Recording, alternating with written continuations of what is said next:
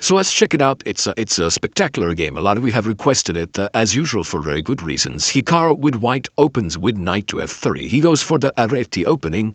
Pawn to d5, we have pawn to e3, and knight to f6, we have pawn to c4, and e6, transposing into the Eisenhower defense of the English opening, knight to c3, and now bishop to e7, we have pawn to b3, and the castle's kingside, and usually bishop to b2 is the main move here, and pretty much exclusively played, but Hikaru wants to fianchetto the light square bishop as well. He wants to make it an offbeat opening, as that will obviously increase his winning chances, especially against an off-form Ding Liren. So okay, it is not as of move 6 that we have a completely new game. Ding strikes in the center with c5, he prepares pawn to d4.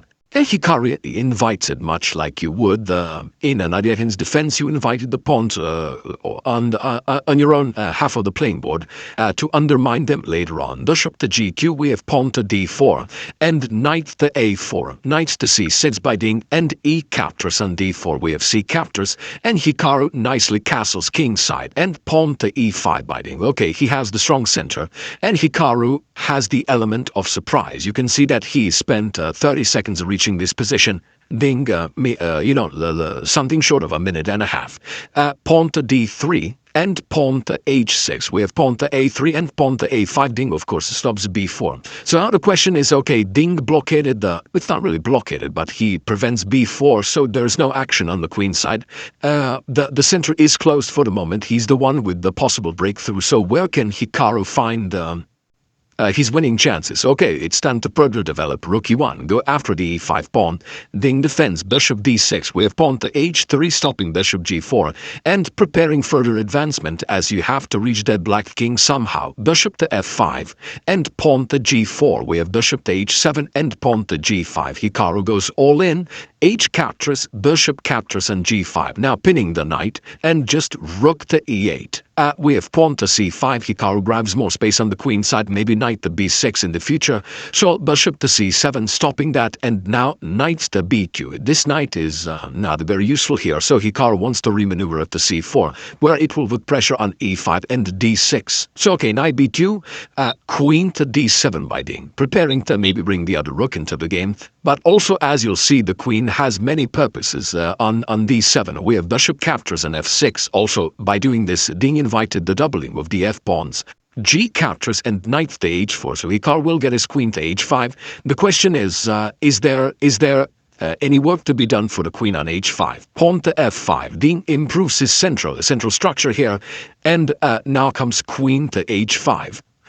And with the f5 pawn sufficiently defended, again, it's hard to see what Hikaru can do here. There are no rook lifts, all of this is covered, so it's a very tricky position for him. And also, Ding could have considered something like king to h8 on the previous move to bring the rooks to the g-file, but he has something else in mind. King to g7. He says, your queen and knight here aren't really doing anything, so I have all the time in the world to improve my position.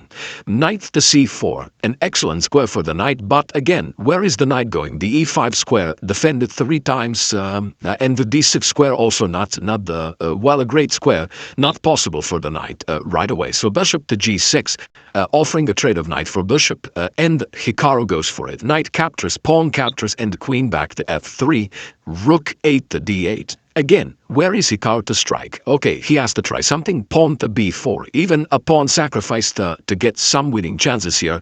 He wants to get the rook over to a7. So, okay, Ding accepts the pawn, captures, and captures. But interestingly, okay, you can't really go after the b7 pawn, knight to c2 with 4 but 2 rooks on e1 and a1. But rook to a7 does seem like the move Hikaru could play. But he goes for rook 8 to b1. Instead, attacks the knight. If the knight moves, he will pressure the b7 pawn. And now, knight to a6. Ding says, all right, you can capture on b7, I will capture on c5.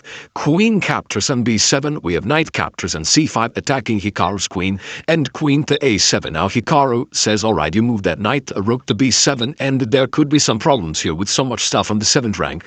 But the problem for Hikaru is that Ding's position is now winning. Now remember, Ding only needs a draw to win Armageddon, but his position is now winning. Whether he will find it or not, you will be the judge of that. Feel free to pause the video and try to find the absolute best move for Ding while I give you a couple of seconds, and you have to really calculate this one out. It's a fairly long variation. So for those of you who are able to do it, congratulations on spotting the potential queen sacrifice. And for those of you who just want to enjoy the show, it is knight captures on d3. Yes, you actually invited the rook to b7. The problem is it doesn't do all that much. For example, if rook to b7, you're threatening rook captures on c7 to win the queen. There's rook e7, okay, you nicely defend. Now there's knight captures on e5, very tricky move, attacking Ding's queen.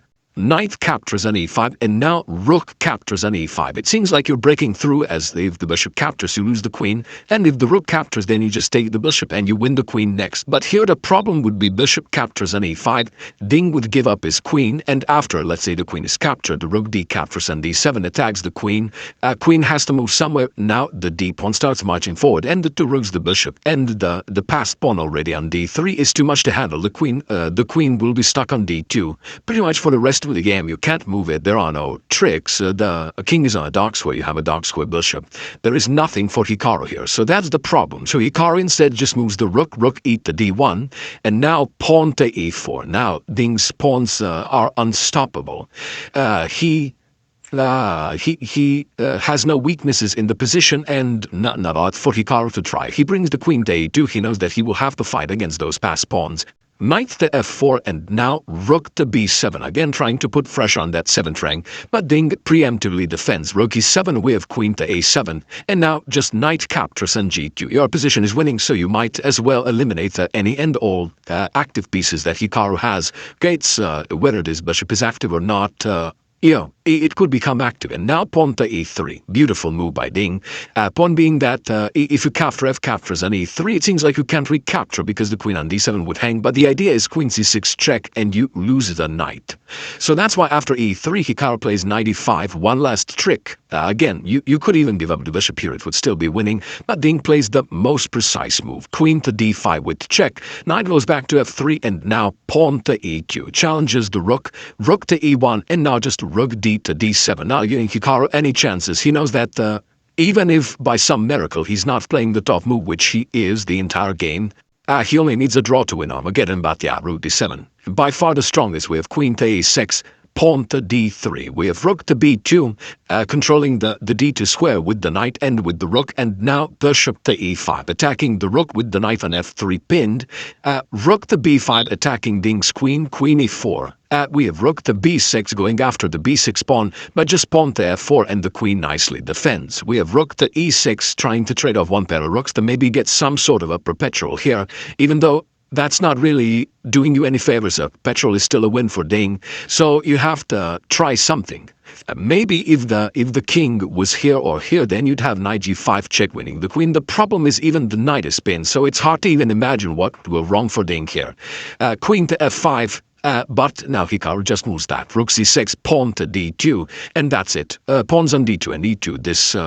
This is like having a second queen, or like having two queens.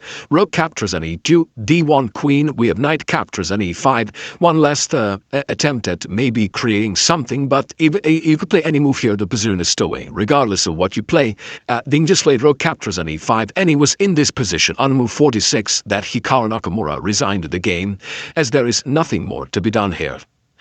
Point is that you're up a queen, so you could do literally anything. Like you could play, even if you don't capture the knight Radu, even if you play this, look at this, rook captures and g6, you can even allow this. You give up the queen, for example, queen captures, you go to h8 with the king, one less check, and that's it, no more checks, because if you check, then rook g7, and you lose the other queen as well.